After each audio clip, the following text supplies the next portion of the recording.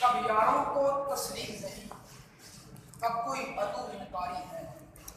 اس کوئے طلب میں ہم نے دل نظر کیا جا پاری ہے۔ جب ساز سلاسل بجتے تھے ہم اپنے لہو میں سجتے تھے، وہ ریت ابھی بھی باقی ہے، یہ رسم ابھی بھی جاری ہے۔ سبیانی بکار زمین کی پستیوں سے اٹھا کر آسمان کی بلندیوں تک لے جانے والے موضوع اساتذہ کرام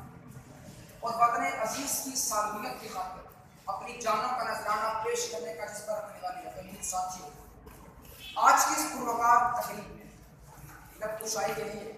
جو موضوع زینت سخن بنا ہے، اسے اگر دعاؤں کے حساب میں بیان کیا جائے تو کچھ یوں بنتا ہے: کشمیر پاکستان کی شہر۔ سامعین محترم، ذرا غور فرمائیں، تقسیم ہند کا نکارہ بجنے والا ہے، عطیہ خدا بخش پاکستان دنیا کے نقشے پر ابھرنے والا ہے۔ وادی کشمیر کے گلزاروں کی چھاؤں تلے،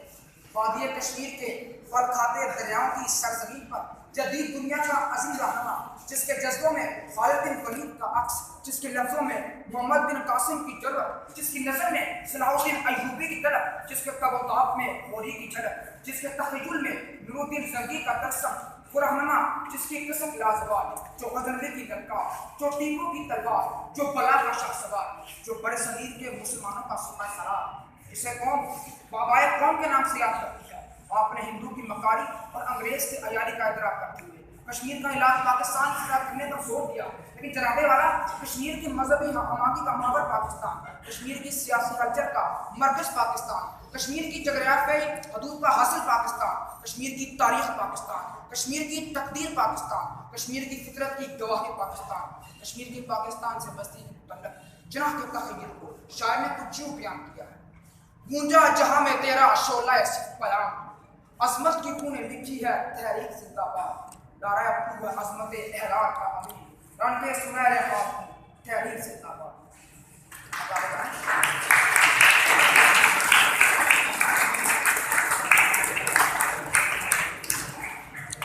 اب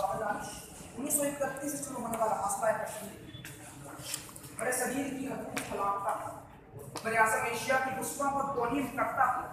ہندوؤں کے ناپاک عزائم کا پردہ چاک کرتا ہوا، انگریز کی گھٹیا سازش کو بے نقاب کرتا ہوا، اقوام متحدہ کے جارحانہ اور منافقانہ ایوانوں کی دھجیاں اڑاتا ہوا، کشمیری عوام کے لہو کی پھوار بن کر، کشمیری نوجوانوں کی للکار بن کر، کشمیری بہنوں کی پکار بن کر، کشمیری ماؤں کی دعاؤں کا حساب چھوڑ کر آج کشمیر کی گلی کوچوں سے رواں دواں آزادی کے خونی راستوں سے پورے ہندوستان کو اپنی لپیٹ میں لے چکا ہے۔ ہندو کی مکاری اور عیاری کی دھجیاں اڑاتا ہوا ہندوستان کی گلی کوچوں میں آگ کی طرح پھیل چکا ہے۔ 180 دن کے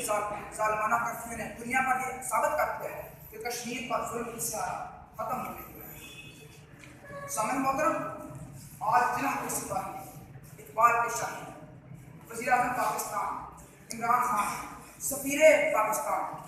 کروڑوں دلوں کی دھڑکن، مسلم امہ کی آواز، ذوق فدائی سے سرشار، جن کا تخیل گرم، جن کی گفتگو نرم، جنہوں نے اپنے جذبوں سے ہندوستان کو انبار خس و خاصات بنا دیا۔ اگر ہندوستان کشمیریوں پر ظلم کی انتہا کرنے سے باز نہ آیا تو میرا وجدان کہتا ہے کہ عنقریب ہندوستان دنیا کے سامنے بے نقاب ہو کر ٹکڑے ٹکڑے ہو جائے گا، اور اس کو نہ امریکہ بچا سکے گا، نہ اسرائیل، اور نہ کوئی اور زخم ہو سکے گا۔ کل روس بگڑ کے دیکھا تھا،